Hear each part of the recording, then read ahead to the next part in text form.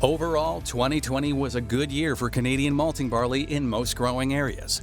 Western Canadian farmers were able to produce one of the best crops we've seen in a decade, yielding ample supply for both the domestic and international markets. I'm Dave Davidson. Our farm name is Davidson Brothers Farms Limited.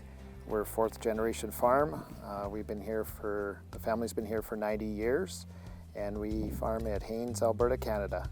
Well, this year so far we're off to a great start. We had a lot of snow, and it's ideal actually for seeding barley right now. We have lots of moisture, but we are going to need some timely rains and some sunshine to bring it along. Furthermore, the crop quality is high. Analysis to date shows good yields, few issues with pre-harvest sprouting and disease, good protein content, high test weights, and plump kernels. Some of our growing areas did not do as well due to unfavorable growing conditions, including northern Alberta and some parts of southeastern Alberta and southern Saskatchewan. But overall, things look really good. Let's look back and see how the season unfolded. Spring came late for us this year, delaying seeding for most farmers for 1 to 3 weeks. Once it did get underway though, warm and dry conditions helped us get the crop in the ground quickly. We ended up only 1 to 2 weeks behind normal schedule. In the end, Canadian farmers seeded 7.6 million acres of barley, slightly higher than the previous year and 15% higher than the latest 5-year average.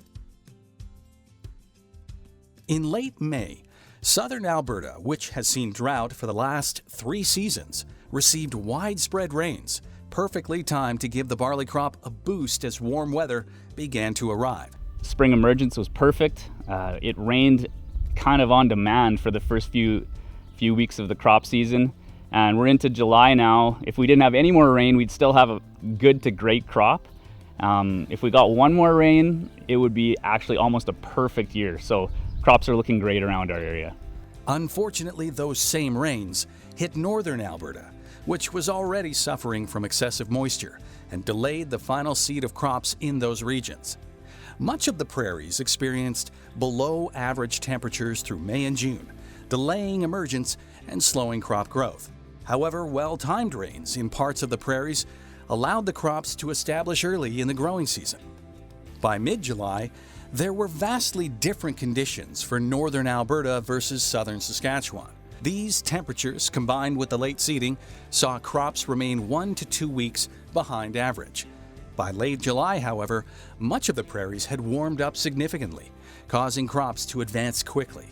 The hot weather and limited rainfall was bad news for some parts of southwestern Saskatchewan and southeastern Alberta, causing their early season yields to disappear over a 3-week period. But many areas welcomed the warm weather. Crops ripened by the end of August and early September, allowing us to gain lost ground and start harvest on time. By the end of August, harvest was well underway in the southern parts of the prairies. The dry conditions in late August and early September allowed farmers to make rapid progress in much of the prairies, with the exception of the northern tier of Alberta and northwestern Saskatchewan, where crops were delayed. By mid-September, 75% of the barley crop in the prairies had been harvested, under mostly dry conditions, although some areas required subsequent aeration or drying. By the end of harvest, Canadian farmers had collected a very good quality malting barley crop in 2020. According to Statistics Canada, barley yields average 3.8 tons per hectare, just above the 5-year average, while total Canadian barley production reached 10.7 million tons, 4% higher than the 2019 barley crop of 10.4 million tons. New crop samples received at the CMBTC this year indicate that average protein content in the 2020 malting barley crop is approximately 0.5% higher than 2019.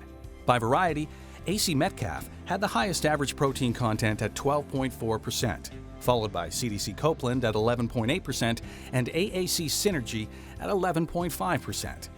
Generally speaking, farmers did not face significant disease issues this year. Fusarium head blight impacted only a small portion of the prairies, and as a result, there has been limited presence of DON in the crop. Where DON has been present, it has generally tested below 0.5 parts per million. Germination energy in 2021 Canadian malting barley is very strong. with almost all samples registering above 95%, and average germination energy results of 98% across all varieties. Germination is one of the most important quality considerations for malting barley buyers. 1,000 kernel weights are strong this year, averaging 45 to 48 grams, while test weights are averaging 65 to 70 kilograms per hectoliter. Plumpness of the 2020 malting barley crop is slightly below the average of recent years, although generally, plump values have been greater than 90%. With many growing areas experiencing relatively dry conditions during the harvest this year, pre-harvest sprouting was not a significant issue in 2020. As a result, rapid viscoanalysis, or RVA, values have been high this year, averaging 100 to 150. RVA is a measure of how the barley will retain its germination energy over time, helping end users make effective decisions on the timing of processing. Overall, the 2020 Western Canadian malting barley crop will rate as one of the better quality crops in the last 10 years. And as we look to 2021-22, with areas seeded to AC Metcalf dropping, Canadian farmers have the option to seed some promising new varieties, such as AAC Connect, CDC Bow, and CDC Fraser. These new varieties all have excellent malting and brewing characteristics and are gaining acceptance in the domestic and international marketplace, continuing Canada's tradition of growing and supplying high-quality barley to our customers around the world. For more up-to-date information about the quality of the 2020 Canadian malting barley crop, visit barleyharvest.ca or contact the Canadian Malting Barley Technical Centre.